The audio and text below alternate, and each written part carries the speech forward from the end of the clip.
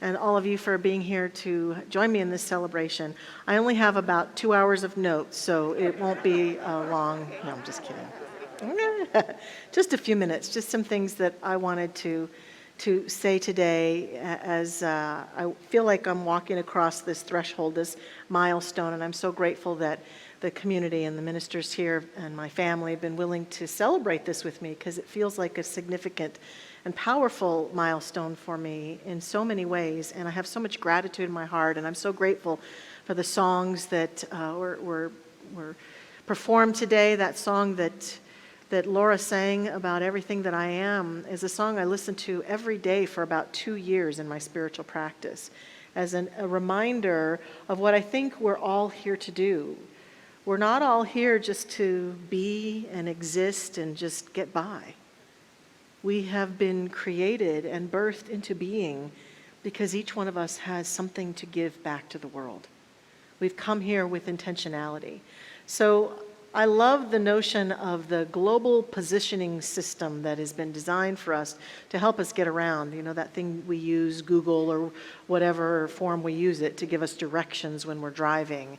And many New Thought and personal growth speakers have taken that acronym GPS and used it in a spiritual sense. And so I want to use it today, which is embracing your GPS. But for me, GPS is synonymous to your God positioning system.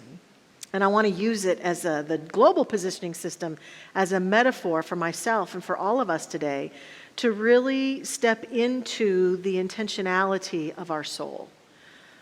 When I say the God positioning system, I'm not talking about a God that is a guy in the sky who is like the puppet master moving us all about on the game of life. Here in our teaching, we don't believe in that kind of God. We believe that the God that exists is immersed within all of creation, and that there is synchronicity and this way that we move and be in life that allows us to be the experienced expression of that divine.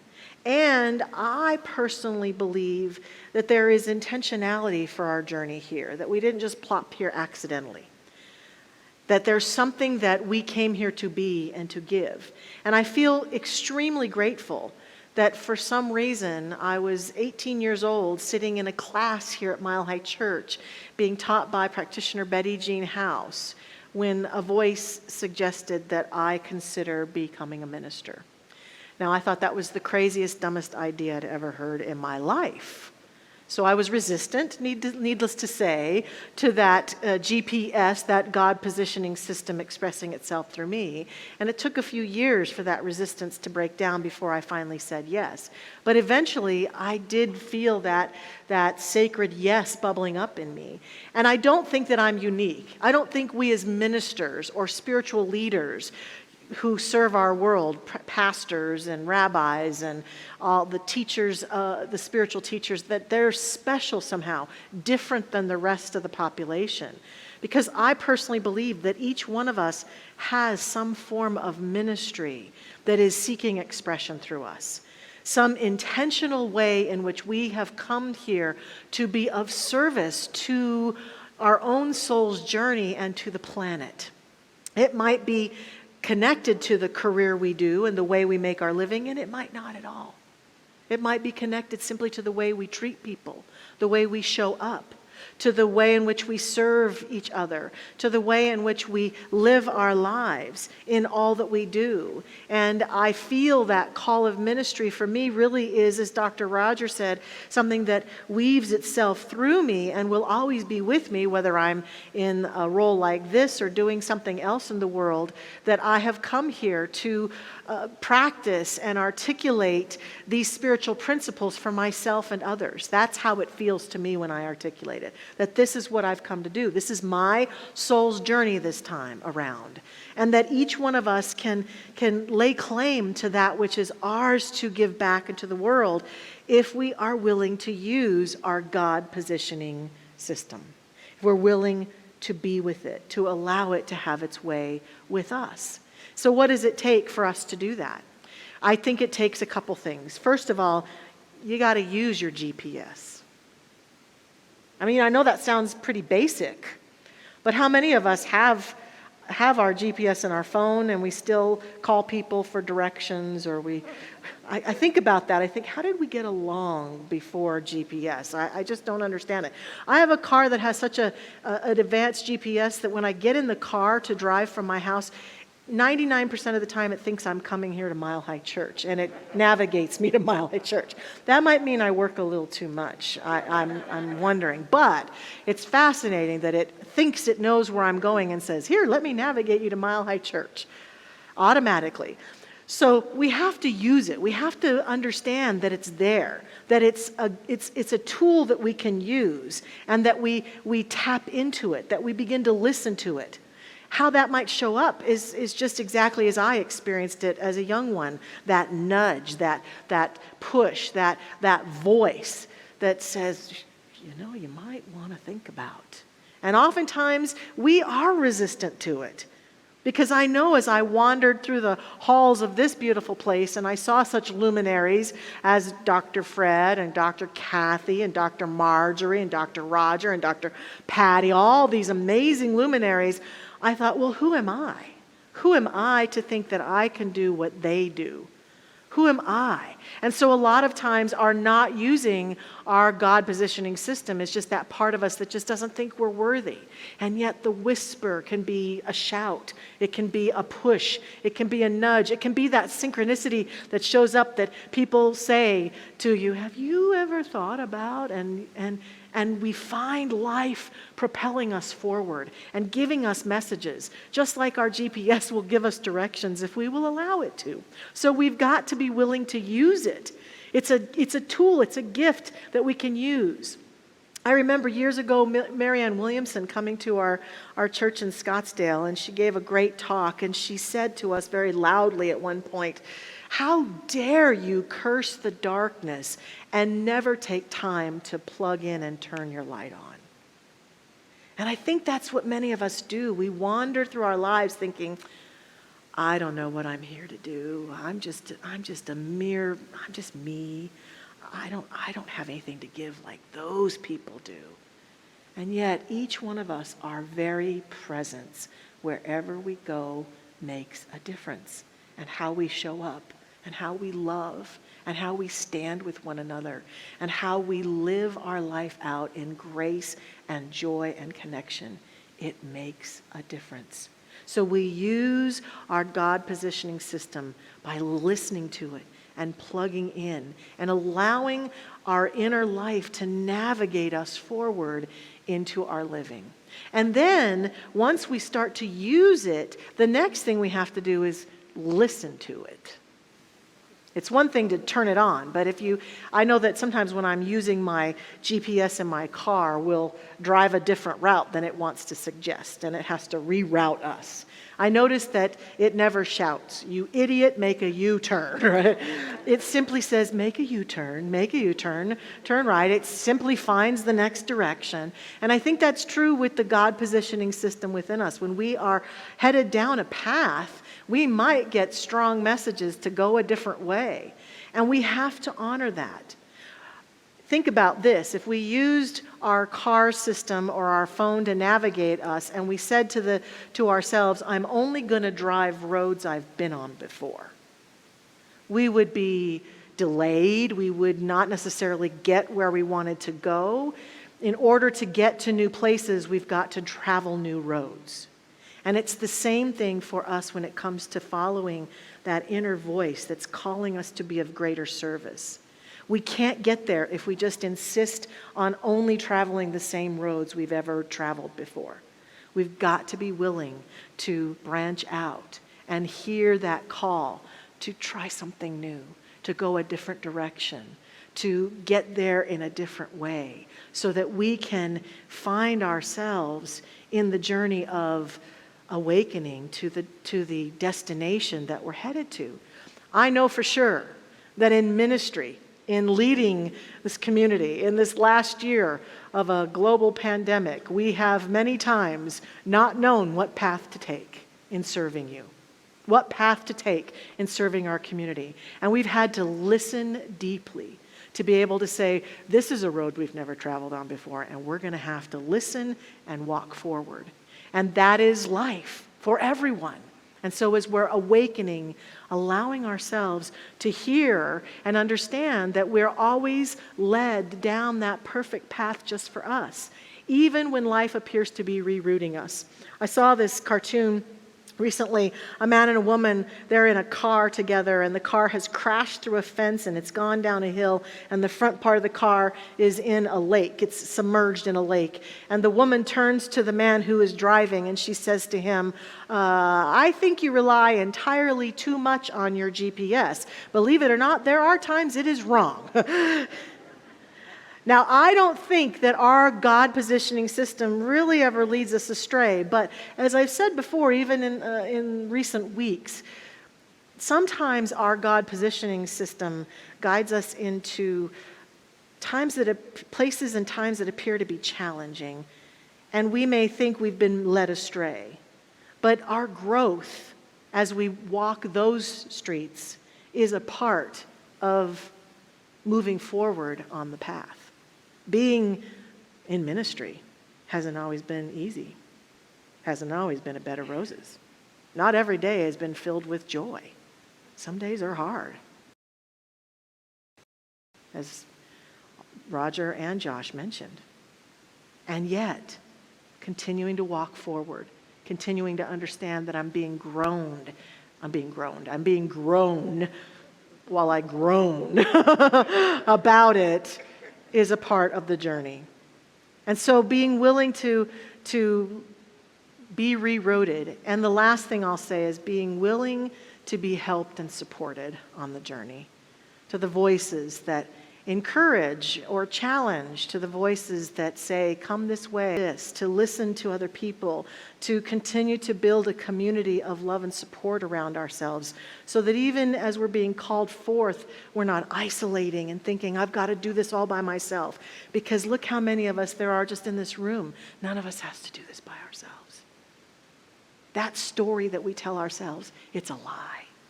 It's a big lie, because I have not taken one step in these 30 years all by myself. All along the way, I've been encouraged and supported.